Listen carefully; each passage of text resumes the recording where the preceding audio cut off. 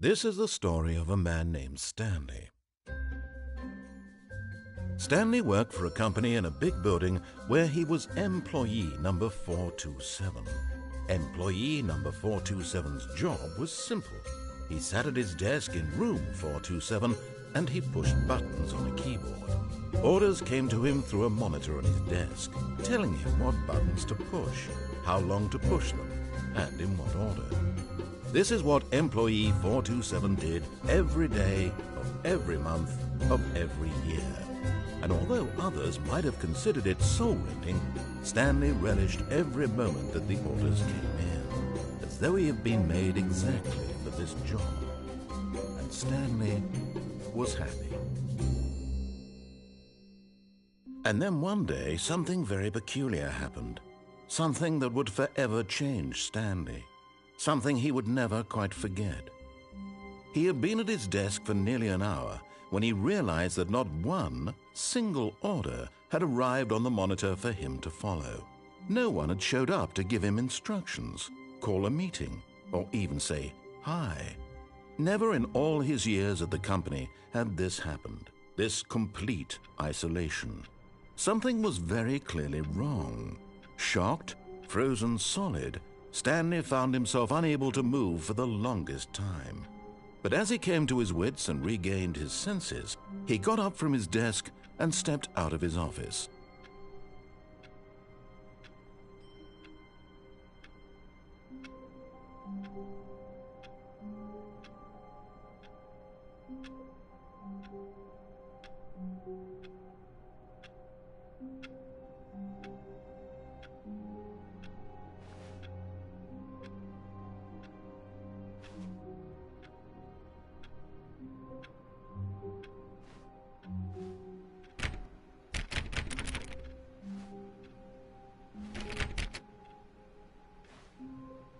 All of his co-workers were gone. What could it mean? Stanley decided to go to the meeting room. Perhaps he had simply missed a memo. No matter how hard Stanley looked, he couldn't find a trace of his co-workers.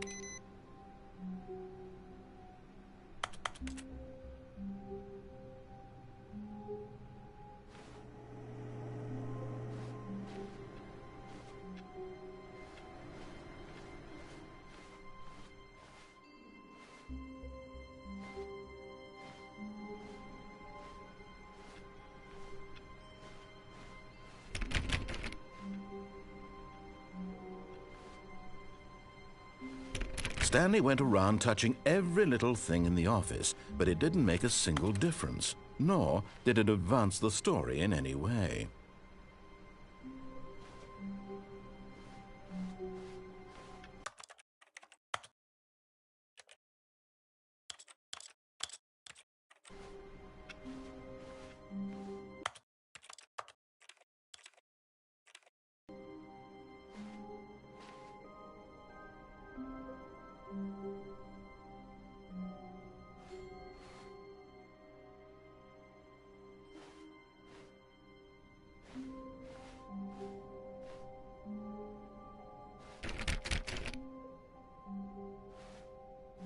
When Stanley came to a set of 2 open doors, he entered the door on his left.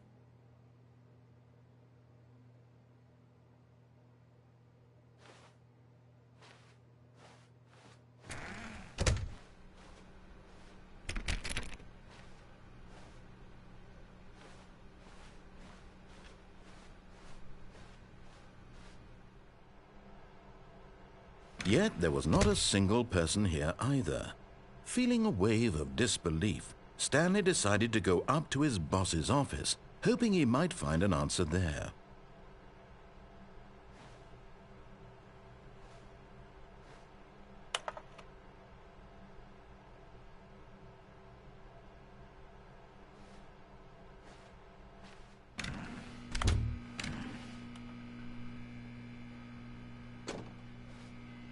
Stanley stepped into the broom closet, but there was nothing here, so he turned around and got back on track.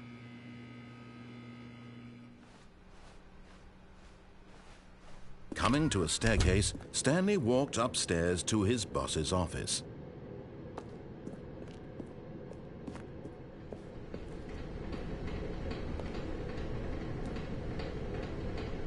But Stanley just couldn't do it.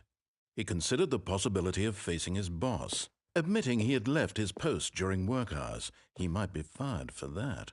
And in such a competitive economy, why had he taken that risk? All because he believed everyone had vanished. His boss would think he was crazy. And then something occurred to Stanley. Maybe, he thought to himself, maybe I am crazy. All of my co-workers blinking mysteriously out of existence in a single moment for no reason at all. None of it made any logical sense. And as Stanley pondered this, he began to make other strange observations. For example, why couldn't he see his feet when he looked down? Why did doors close automatically behind him wherever he went? And for that matter, these rooms were starting to look pretty familiar. Were they simply repeating? No, Stanley said to himself, this is all too strange. This can't be real. And at last, he came to the conclusion that had been on the tip of his tongue. He just hadn't found the words for it. I'm dreaming, he yelled. This is all a dream. Oh, what a relief Stanley felt to have finally found an answer, an explanation. His co-workers weren't actually gone. He wasn't going to lose his job. He wasn't crazy after all. And he thought to himself, I suppose I'll wake up soon. I'll have to go back to my boring real-life job pushing buttons. I may as well enjoy this while I'm still lucid. So, he imagined himself flying and began to gently float above the ground. Then he imagined himself soaring through space on a magical starfield, and it too appeared. It was so much fun, and Stanley marveled that he had still not woken up. How was he remaining so lucid? And then perhaps the strangest question of them all entered Stanley's head. One he was amazed he hadn't asked himself sooner. Why is there a voice in my head dictating everything that I'm doing and thinking? Now the voice was describing itself being considered by Stanley, who found it particularly strange. I'm dreaming about a voice describing me, thinking about how it's describing my thoughts, he thought. And while he thought it all very odd and wondered if this voice spoke to all people in their dreams, the truth was that, of course, this was not a dream. How could it be? Was Stanley simply deceiving himself, believing that if he's asleep, he doesn't have to take responsibility for himself? Stanley is as awake right now as he's ever been in his life. Now, hearing the voice speak these words was quite a shock to Stanley. After all, he knew for certain, beyond a doubt, that this was in fact a dream. Did the voice not see him float and make the magical stars just a moment ago? How else would the voice explain all that? This voice was a part of himself too. Surely, if he could just... He would prove it. He would prove that he was in control, that this was a dream. So he closed his eyes gently, and he invited himself to wake up. He felt the cool weight of the blanket on his skin, the press of the mattress on his back, the fresh air of a world outside this one. Let me wake up, he thought to himself. I'm through with this dream. I wish it to be over. Let me go back to my job. Let me continue pushing the buttons. Please, it's all I want. I want my apartment, and my wife, and my job. All I want is my life exactly the way it's always been. My life is normal. I am normal. Everything will be fine. I am okay.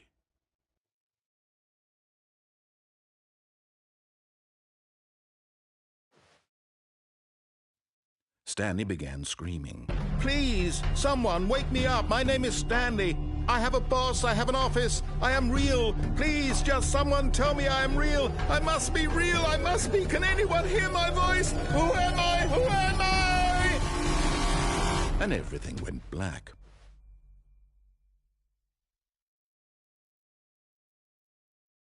This is the story of a woman named Mariella. Mariella woke up on a day like any other. She arose, got dressed, gathered her belongings, and walked to her place of work. But on this particular day, her walk was interrupted by the body of a man who had stumbled through town talking and screaming to himself, and then collapsed dead on the sidewalk. And although she would soon turn to go call for an ambulance, For just a few brief moments, she considered the strange man. He was obviously crazy. This much she knew. Everyone knows what crazy people look like. And in that moment, she thought to herself how lucky she was to be normal. I am sane. I am in control of my mind. I know what is real and what isn't. It was comforting to think this, and in a certain way, seeing this man made her feel better. But then she remembered the meeting she had scheduled for that day, the very important people whose impressions of her would affect her career, and by extension, the rest of her life. She had no time for this, so it was only a moment that she stood there, staring down at the body. And then she turned and ran.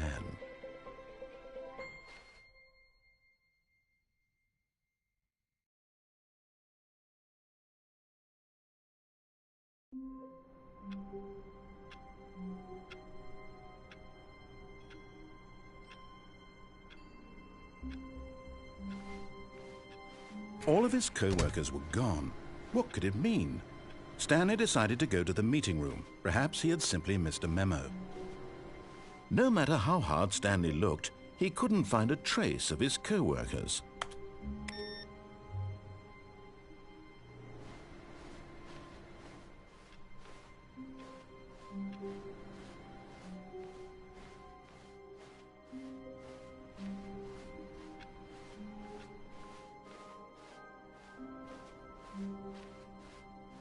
When Stanley came to a set of 2 open doors, he entered the door on his left. This was not the correct way to the meeting room, and Stanley knew it perfectly well. Perhaps he wanted to stop by the employee lounge first, just to admire it.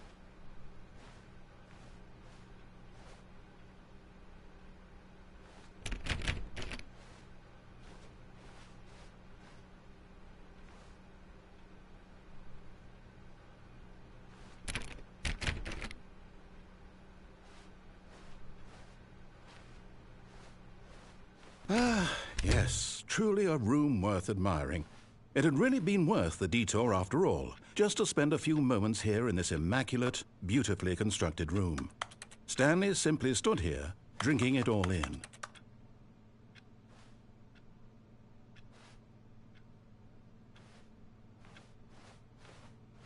Yes, really, really worth it being here in the room. A room so utterly captivating that even though all your co-workers have mysteriously vanished, here you sit looking at these chairs and some paintings. Really worth it.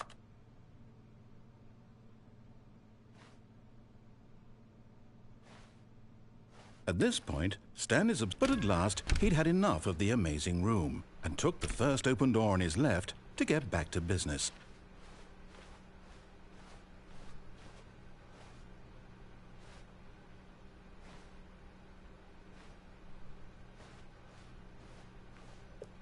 Stanley was so bad at following directions, it's incredible he wasn't fired years ago.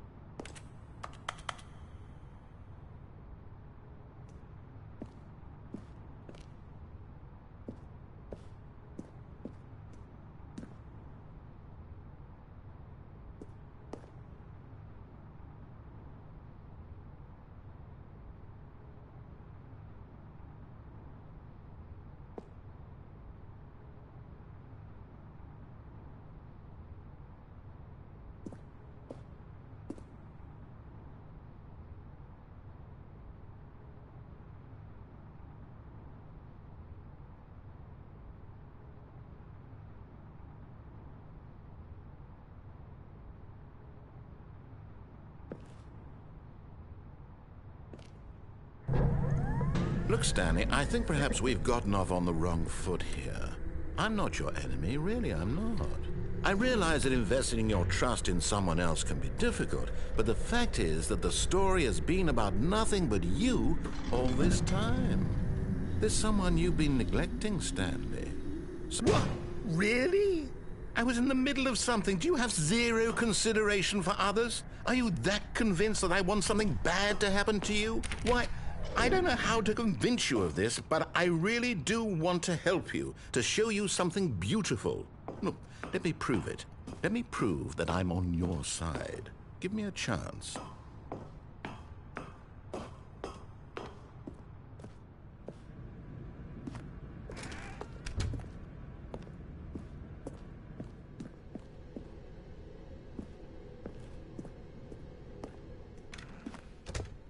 Now listen carefully, this is important. Stanley walked through the red door.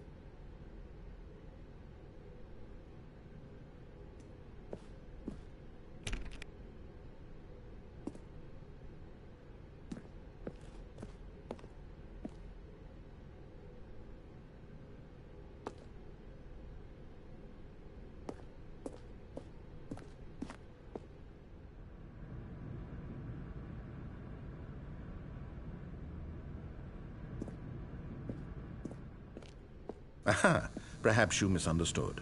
Stanley walked through the red door.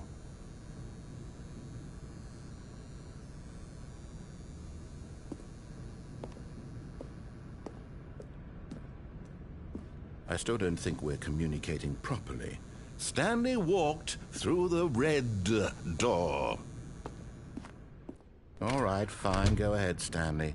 You want to know so badly what's out there? You want to find out what lies at the end of this road you've chosen? Well, don't let me stop you. You see? There's nothing here.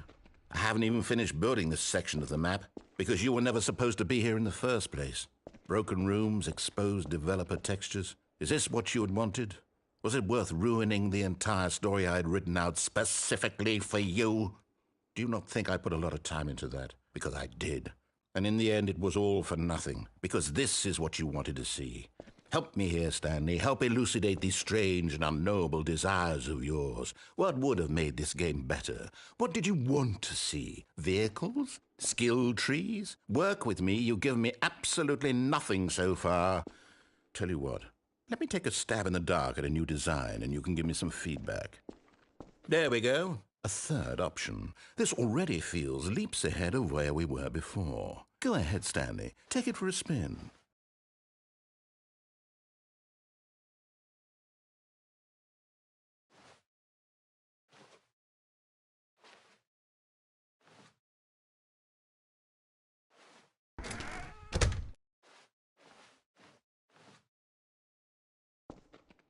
Okay, I'm going to stop you there. Now, tell me about your experience with this new version.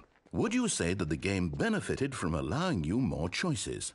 Feel free to be honest. I'm looking for some real critical feedback here. Okay, so we're getting somewhere. Clearly there's something here that speaks to you. If I can be honest here, I really don't have any idea where I'm going with this. This whole third door thing was just a stab in the dark. But I guess you're into it, so let's keep this party train rolling. Here, based on the data from your previous playthrough, I've compiled a new version. And to be perfectly candid, I think I've knocked it out of the park with this one. Let's take a look.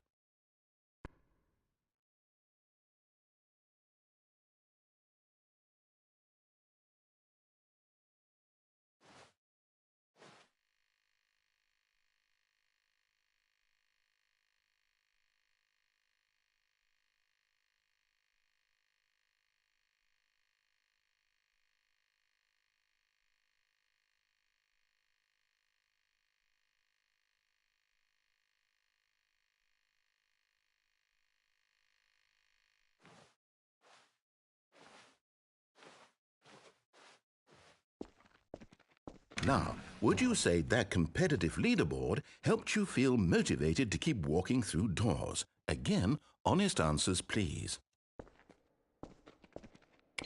Hey, I nearly forgot. I've got a prototype of a new game I've been working on, and now would be a lovely opportunity to give it some playtesting. You wouldn't mind taking a look at it, would you? Perfect. Let me boot it up. In this game, the baby crawls left towards danger. You click the button to move him back to the right, and if he reaches the fire, you fail. It's a very meaningful game, all about the desperation and tedium of endlessly confronting the demands of family life. I think the art world will really take notice. But of course, the message of the game only becomes clear once you've been playing it for about 4 hours. So why don't you give it 4 hours of play to make sure it's effective? Be sure to keep notes on your experience.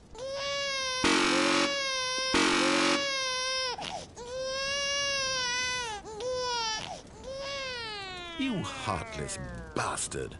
Did you do it because you hate babies or purely to spite me? Because if it's the latter, well, I don't know what to do. I'm completely out of ideas. I can't think of a single thing that might improve the experience for me. I'm not even going to try. I'm out, I'm done. It's over. Thank you for playing. Your input was extremely valuable. Oh, hey, since my game was so awful, why don't we play someone else's game, just to ease the pain? Let's see. What do we have here? Yes, this seems like it'll work. Let's give it a shot.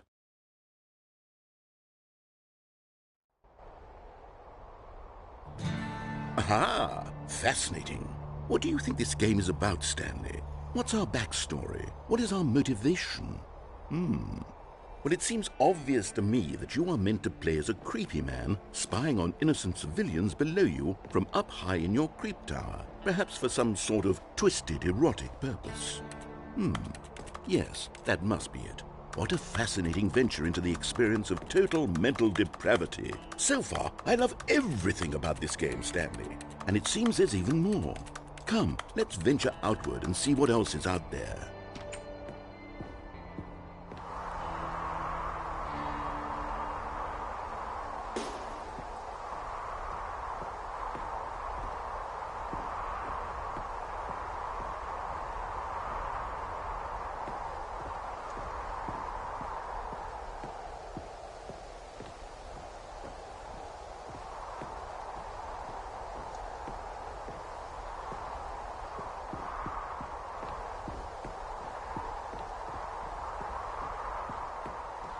Oh, no. No, it can't be.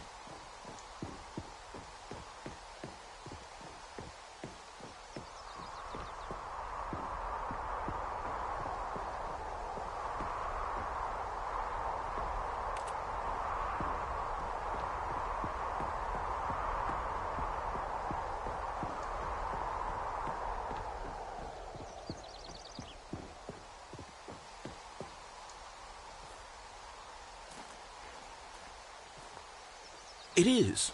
It's an open world game. Good God, quickly block it off. Oh, thank goodness, Stanley. What a close call. You nearly wandered off into that thing. That big, open, just wandering around. No right or wrong directions. No path to follow. You can just go in any... Oh, thank heavens we avoided it. We're out of the woods now, Stanley. Okay, I'm going to get us out of here. Let's find another game. Preferably something with walls. Something with nice, big, insurmountable walls. Okay, I think this will be just the thing.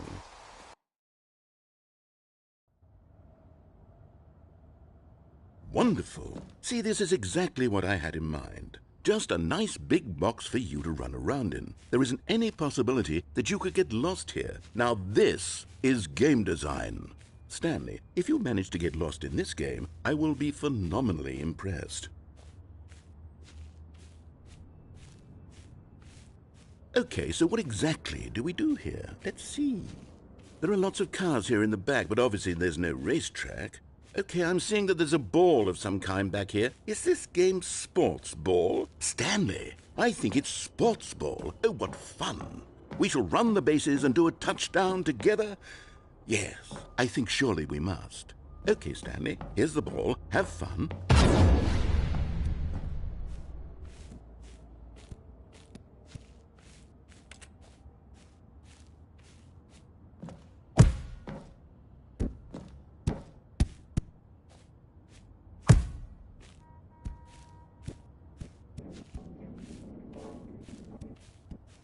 Are you doing it? Are you winning? Is this fun? Is it better than my miserable little story that I worked so hard on? Stanley, I have a thought, and I realize I'm not a sportsologist, but if one ball generates a certain amount of raw adrenal pleasure, then surely multiple balls makes for an even more euphoric sports experience. I'm going to try it out. Here comes another ball. Yes! Oh goodness, that really does feel Hold on, what are you doing?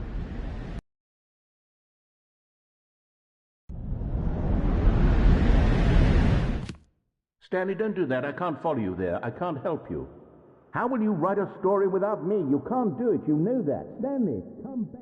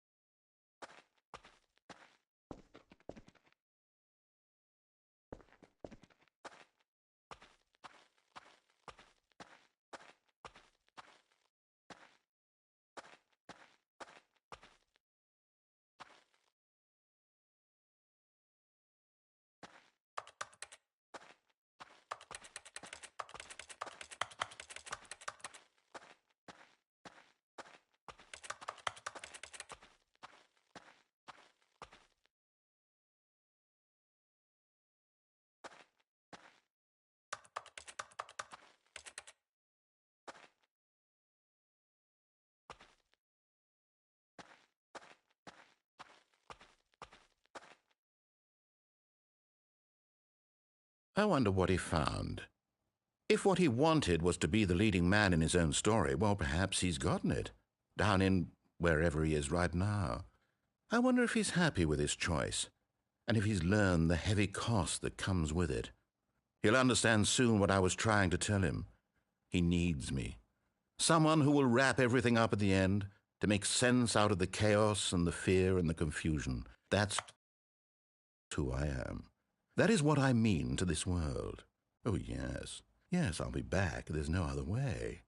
Once this ends, after it all comes to a close, then I'll be back. The end will be here soon. Very soon.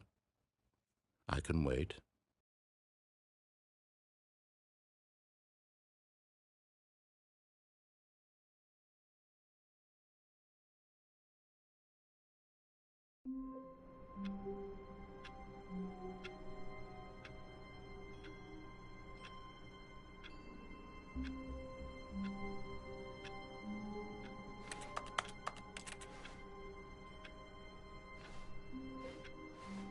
All of his co-workers were gone.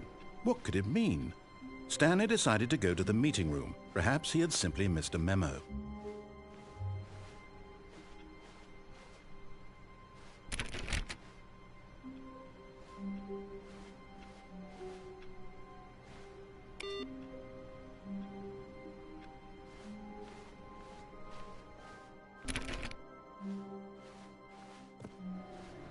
No matter how hard Stanley looked, he couldn't find a trace of his co-workers.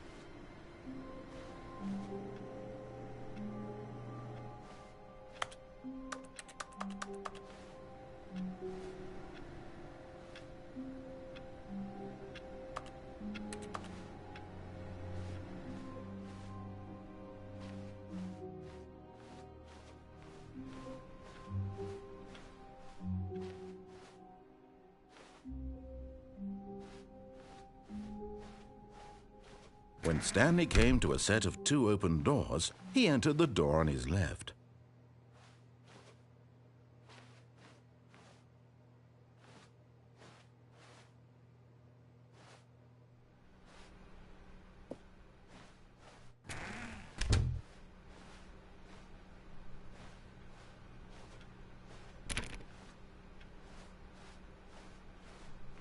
Yet there was not a single person here either. Feeling a wave of disbelief, Stanley decided to go up to his boss's office, hoping he might find an answer there.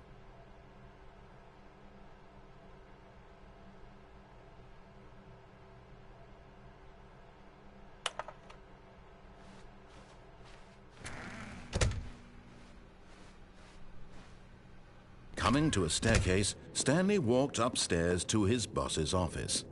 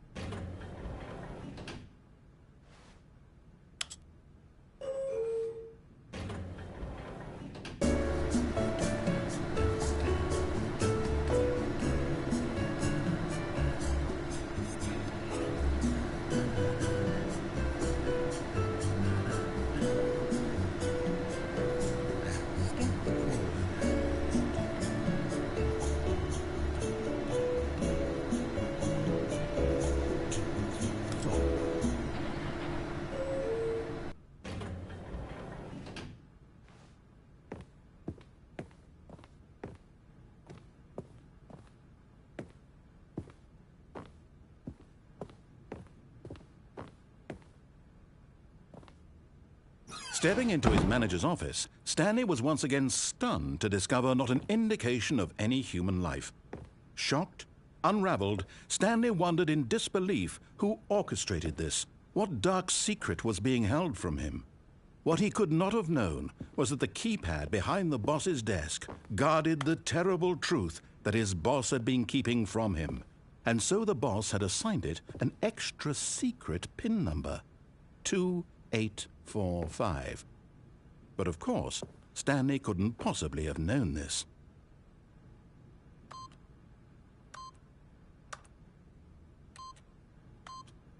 Yet incredibly, by simply pushing random buttons on the keypad, Stanley happened to input the correct code by sheer luck. Amazing. He stepped into the newly opened passageway.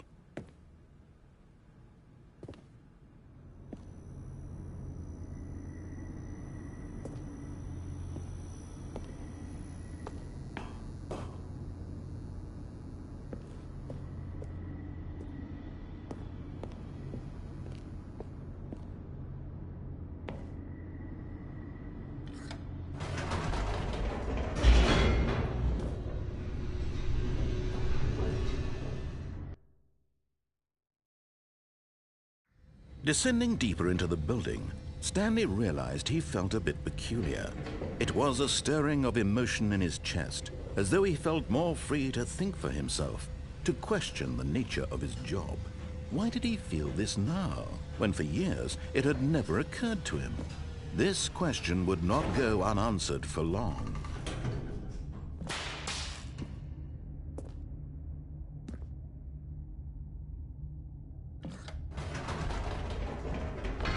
Whoops, nope, never mind. Stanley actually got back into the elevator and went back up. Silly me. Why did Stanley do that when he knew that it would just lead back to his boss's office? Well, that's a great question. I just can't wait to find out.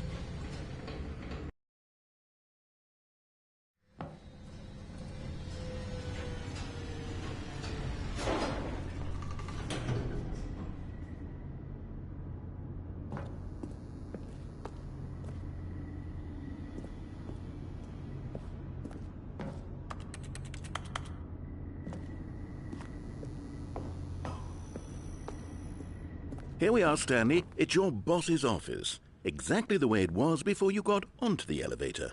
It's still just exactly what it is. What a decision you've made to come up here and look at the office again.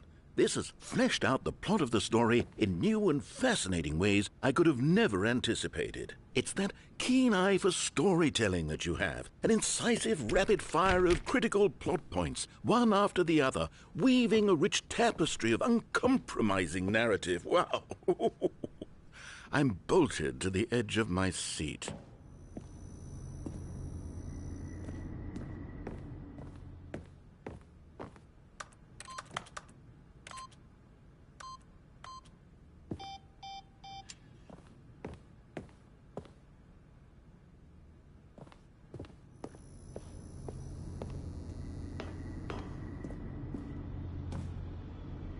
Incredible.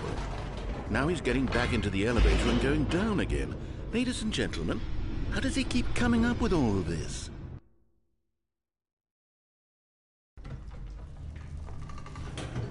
Surely this time Stanley will walk forward into the spooky corridor, won't he?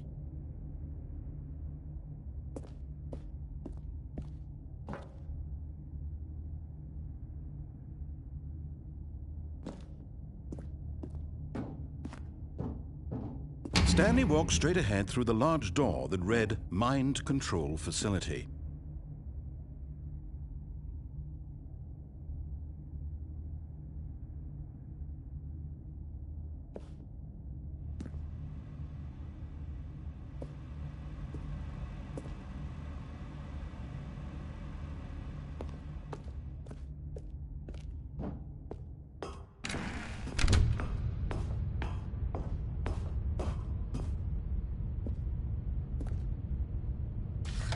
The lights rose on an enormous room packed with television screens.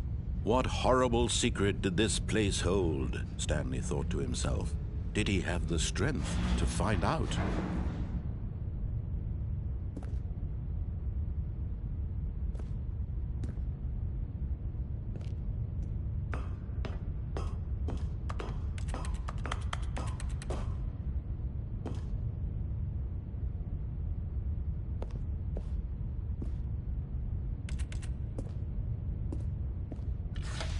Now the monitors jumped to life, their true nature revealed. Each bore the number of an employee in the building, Stanley's co-workers. The lives of so many individuals reduced to images on a screen, and Stanley, one of them, eternally monitored in this place where freedom meant nothing.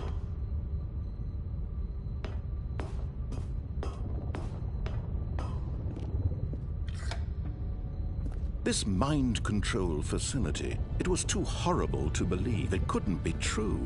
Had Stanley really been under someone's control all this time? Was this the only reason he was happy with his boring job? That his emotions had been manipulated to accept it blindly?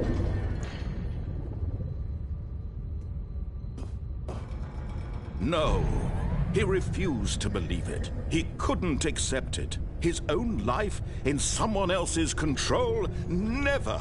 It was unthinkable, wasn't it? Was it even possible? Had he truly spent his entire life utterly blind to the world? But here was the proof. The heart of the operation. Controls labeled with emotions. Happy, or sad, or content. Walking, eating, working. All of it monitored and commanded from this very place. And as the cold reality of his past began to sink in, Stanley decided that this machinery would never again exert its terrible power over another human life. For he would dismantle the controls once and for all.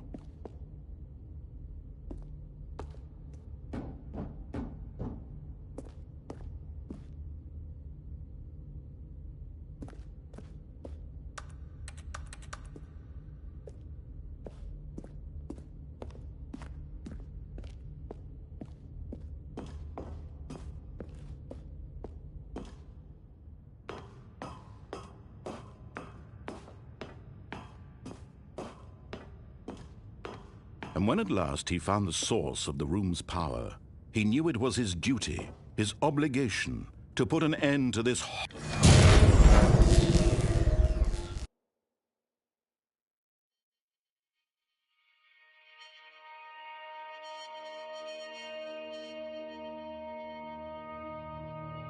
blackness and a rising chill of uncertainty.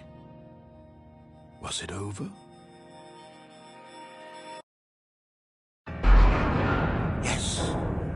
He had won. He had defeated the machine, unshackled himself from someone else's command. Freedom was mere moments away. And yet, even as the immense door slowly opened, Stanley reflected on how many puzzles still lay unsolved. Where had his co-workers gone? How had he been freed from the machine's grasp? What other mysteries did this strange building hold? But as sunlight streamed into the chamber, he realized none of this mattered to him, for it was not knowledge or even power that he had been seeking, but happiness. Perhaps his goal had not been to understand, but to let go.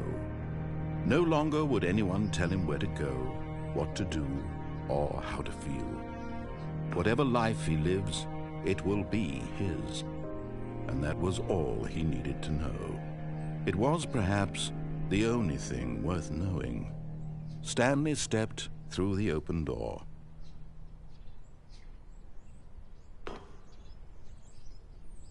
Stanley felt the cool breeze upon his skin, the feeling of liberation, the immense possibility of the new path before him. This was exactly the way, right now, that things were meant to happen. And Stanley was happy.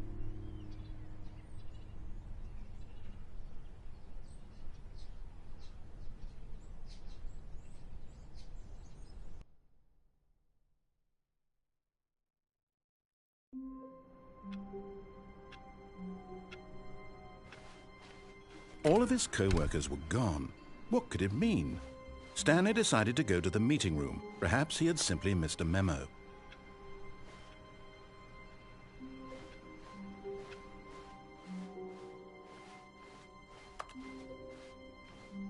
When Stanley came to a set of 2 open doors, he entered the door on his left. This was not the correct way to the meeting room, and Stanley knew it perfectly well. Perhaps he wanted to stop by the employee lounge first, just to admire it.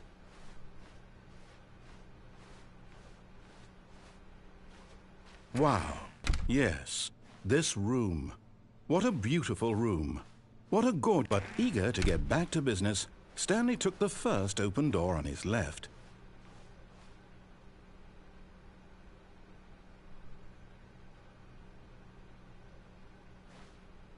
And so he detoured through the maintenance section, walked straight ahead to the opposite door, and got back on track.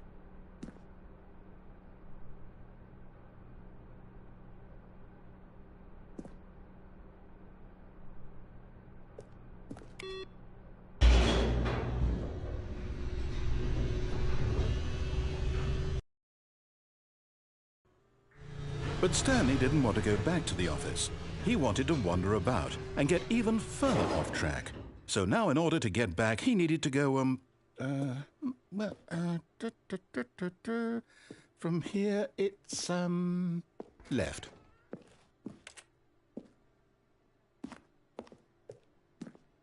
Oh, no, it's to the right, my mistake. No, not the right. Why would I have ever said it was to the right? What was I thinking? It's clearly... Oh, dear, would you hold on for a minute, please? Now, let's see. We went down right, left, down, left, right. Yep, okay, yes. I've got it now. This story is absolutely, definitely this way.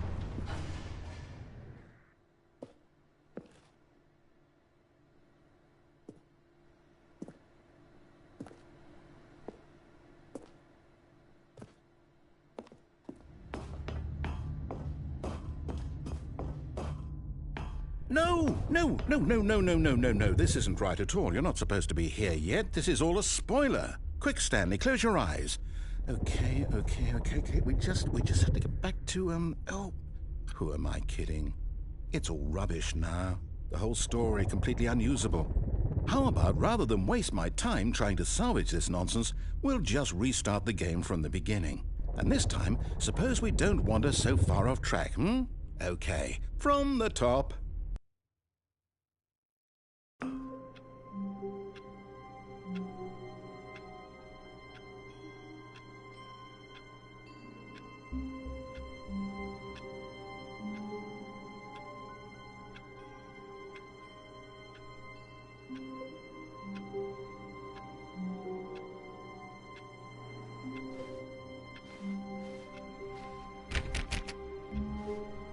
All of his co-workers were gone.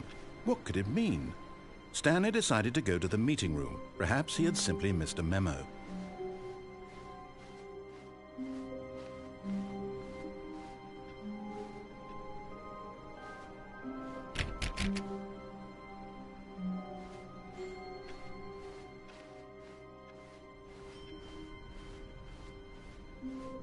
When Stanley... Wait, what? No, I restarted. I swear I definitely restarted the game over, completely fresh. Everything should be... Oh, did something change? Stanley, did you change anything when we were back in that room with all the monitors? Did you move the story somewhere or... Hold on. Why am I asking you? I'm the one who wrote the story. It was right here just a minute ago. I know for sure that it's here somewhere. Okay, then. It's an adventure. Come, Stanley. Let's find the story.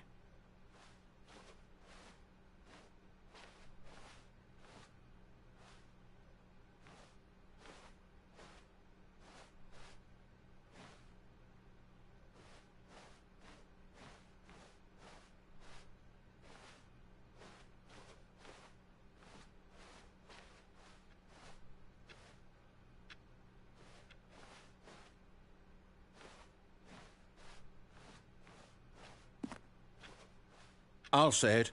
This is the worst adventure I've ever been on. I can promise you there definitely was a story here before.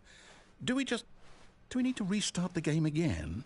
Well, I find it unlikely that we'll ever progress by starting over and over again, but it's got to be better than this. Okay, let's give it a shot. Why not?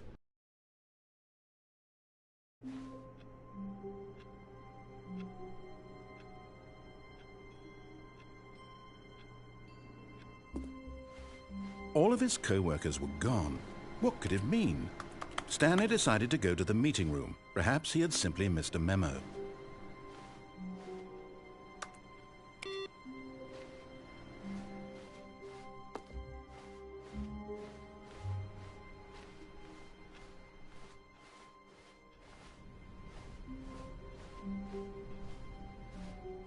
Okay, yep, it's worse.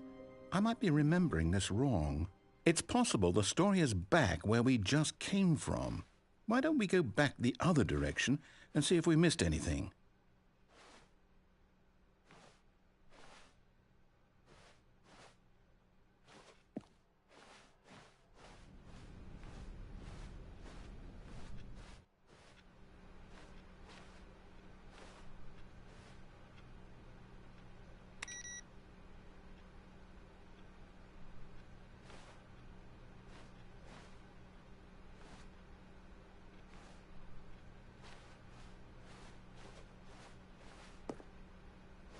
Aha! I knew we'd miss something. The story. Here it comes. No, wait, never mind. Not the story. Okay, let's head back the other way and retrace our steps.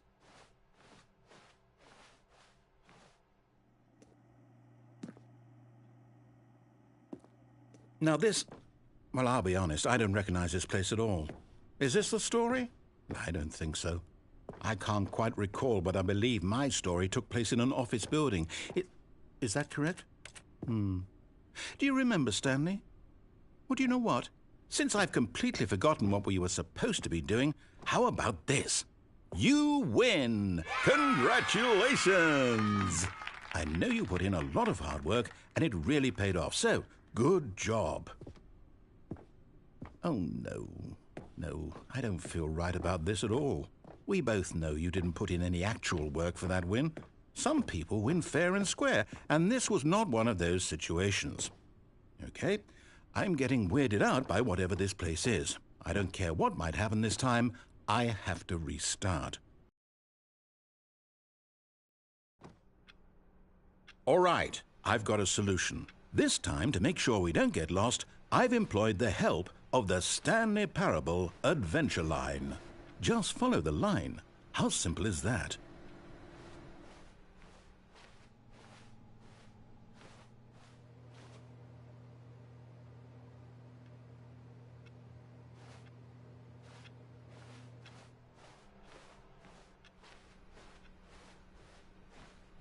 No, I'm down. We're leaving it up to the line from now on.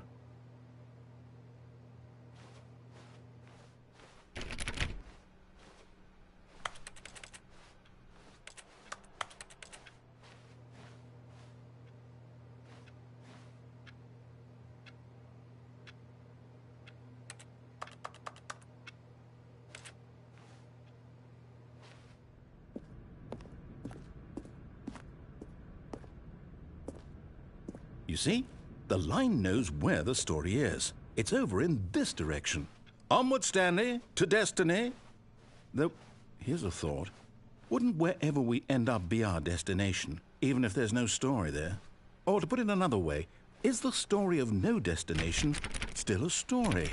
Simply by the act of moving forward, are we implying a journey such that a destination is inevitably conjured into being via the very manifestation of the nature of life itself? Okay, Stanley, I need to follow this train of thought for a minute. Just stick with me.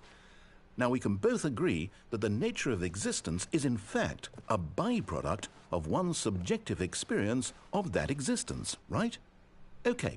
Now, if my experience of your existence rests inside of your subjective experience of this office, is this office, in fact, the skeleton of my own relative experiential mental subjective construct? Whoa. Hang on. That got a bit weird back there. Well, I'd like to apologize. Not sure where I was going with all that. You know what? I think what we need right now is a bit of music to lighten the mood.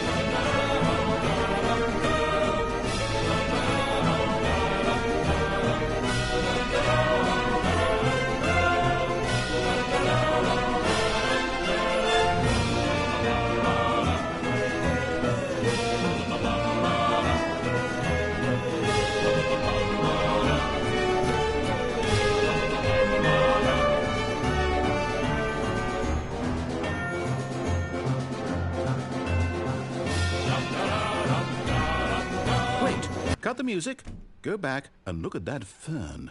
Stanley, this fern will be very important later in the story. Make sure you study it closely and remember it carefully. You won't want to miss anything.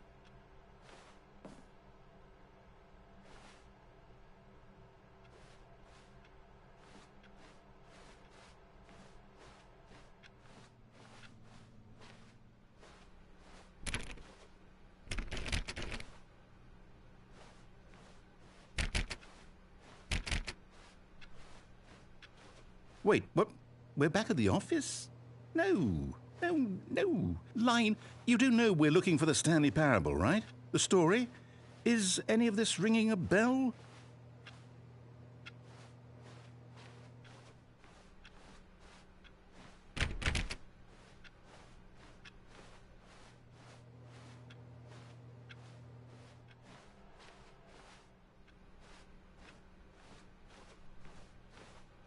Still missing the doors. Did we make a mistake following the line? Perhaps we could have found the story on our own.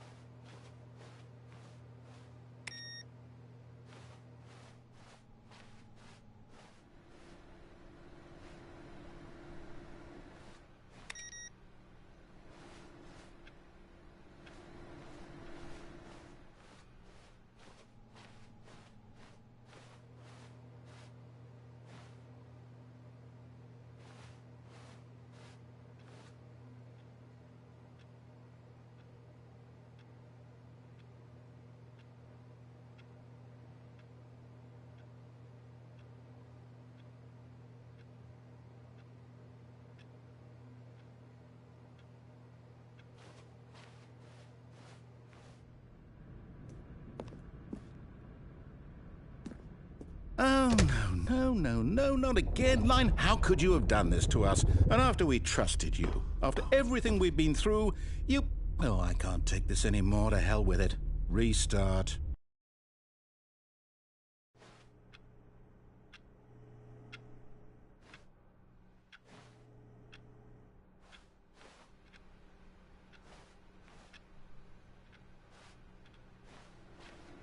You know what, Stanley? I say forget the adventure line. What's it ever done for us? We're intelligent people, right? Why can't we make up our own story? Something exciting, daring, mysterious. Ooh, this all sounds perfectly doable. Why don't we simply start wandering in, well, I don't know. How about this direction?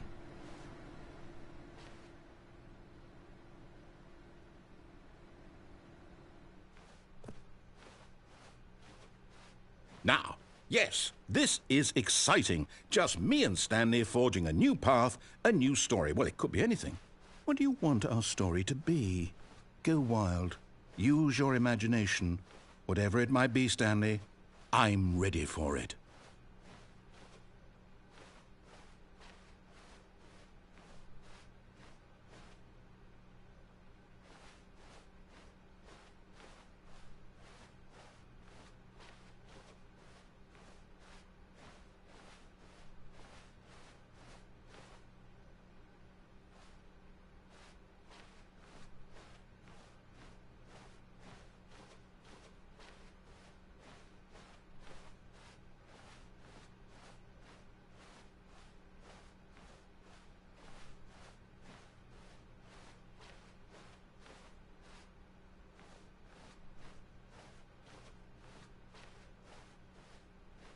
Oh, no, not you again.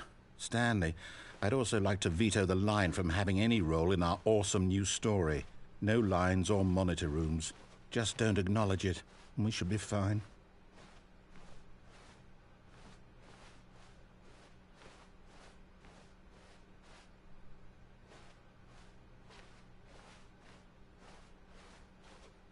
Ah, a choice. We get to make a decision. From here, the story is in our control. How important we mustn't squander the opportunity. In fact, I believe I need a minute to think here. Just walk in circles for a minute. Okay, so I know that each door has to lead somewhere, which means that somewhere, the place where we're trying to go, there must be a reverse door that leads here.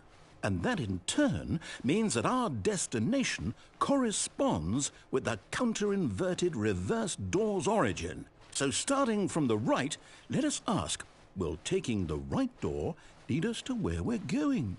And since the answer is clearly yes, then by all accounts, the door on the right is the correct one. Another victory for logic. Come, Stanley, our destiny awaits.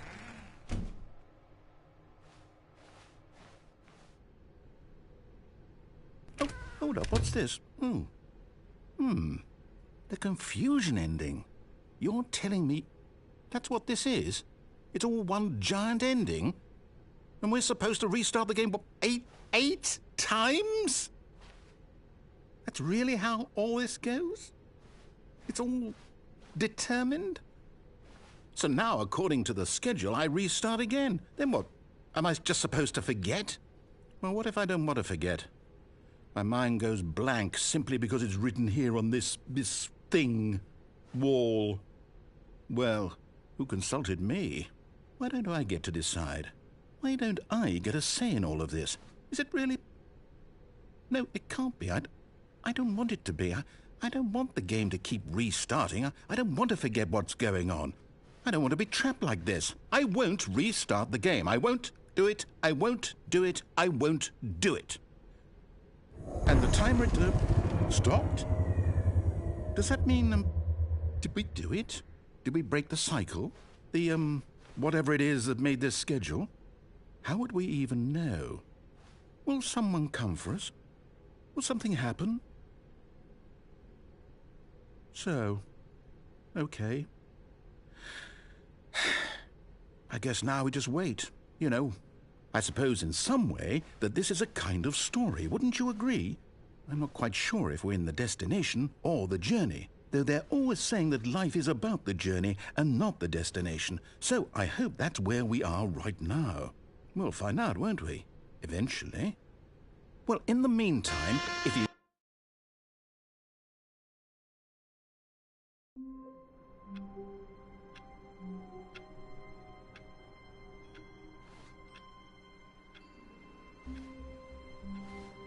All of his co-workers were gone. What could it mean? Stanley decided to go to the meeting room. Perhaps he had simply missed a memo. No matter how hard Stanley looked, he couldn't find a trace of his co-workers.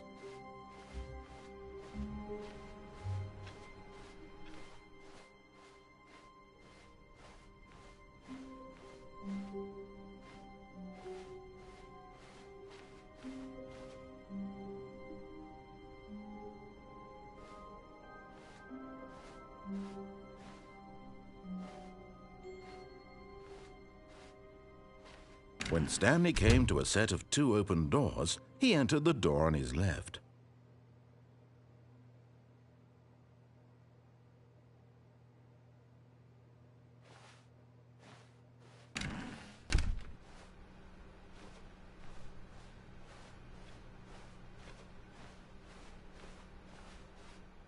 Yet there was not a single person here either. Feeling a wave of disbelief, Stanley decided to go up to his boss's office, hoping he might find an answer there.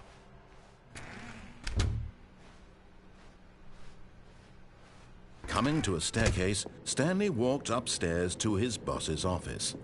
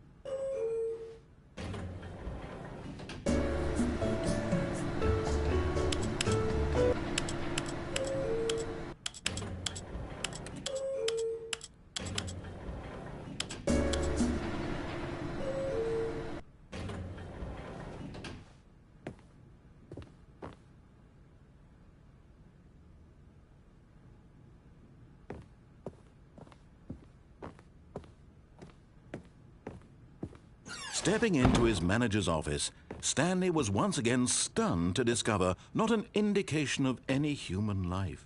What could it mean? Stanley wondered aloud to nobody. He began wildly tearing through papers on the boss's desk, pulling books off the shelf, looking behind paintings, desperate for clues to his situation. But his attention was caught by a keypad behind the boss's desk. What could its purpose be? In fact, this keypad guarded the terrible secret that lay buried below his feet. And so the boss had assigned it an extra secret PIN number, 2845. But of course, Stanley couldn't possibly have known this.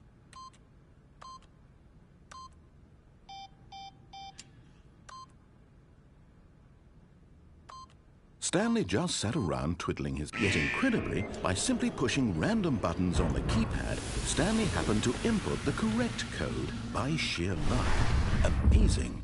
He stepped into the newly opened passageway.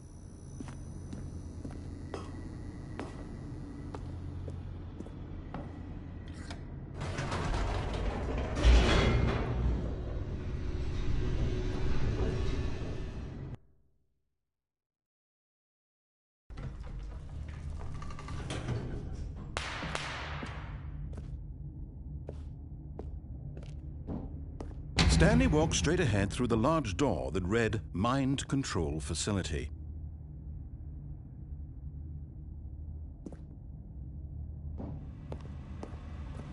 Although this passageway had the word Escape written on it, the truth was that at the end of this hall, Stanley would meet his violent death.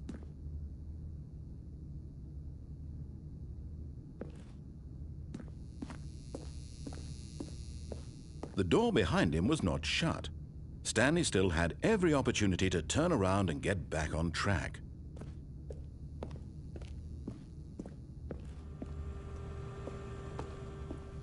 At this point, Stanley was making a conscious, concerted effort to walk forward and willingly confront his death.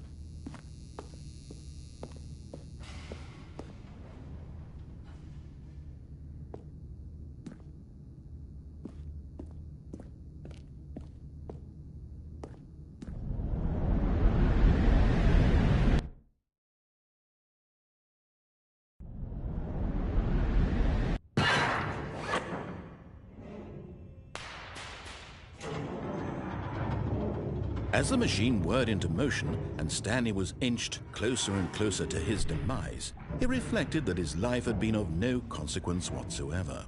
Stanley can't see the bigger picture. He doesn't know the real story, trapped forever in his narrow vision of what this world is. Perhaps his death was of no great loss, like plucking the eyeballs from a blind man. And so he resigned and willingly accepted this violent end to his brief and shallow life. Farewell, Stanley.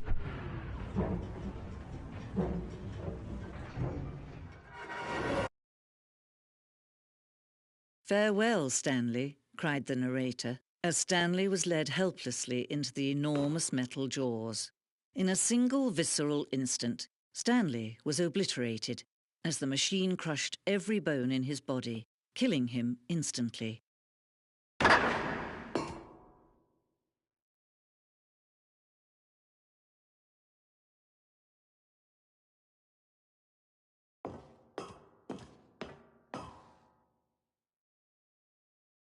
And yet it would be just a few minutes before Stanley would restart the game, back in his office, as alive as ever. What exactly did the narrator think he was going to accomplish? When every path you can walk has been created for you long in advance, death becomes meaningless, making life the same. Do you see now? Do you see that Stanley was already dead from the moment he hit start?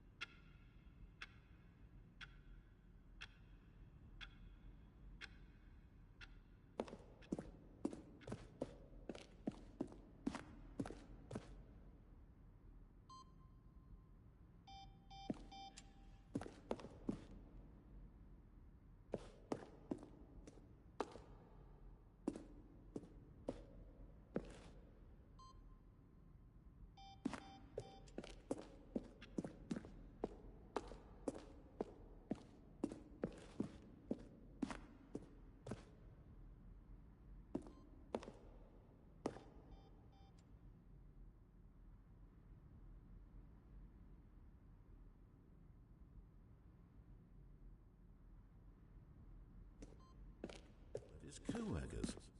Oh, I don't know. How about they're throwing a surprise party for him for all his button pushing?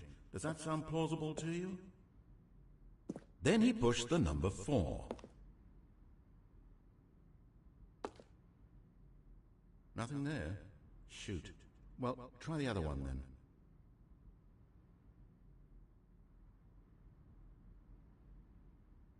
Stanley stood on the roof.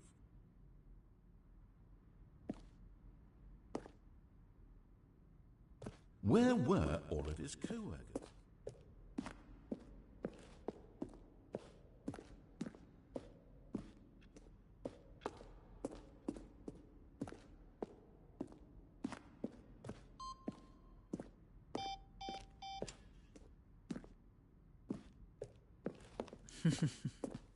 Oh, look at these two. How they wish to destroy one another. How they wish to control one another. How they both wish to be free.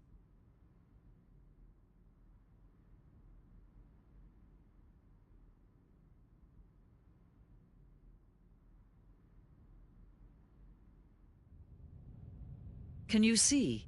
Can you see how much they need one another? No, perhaps not.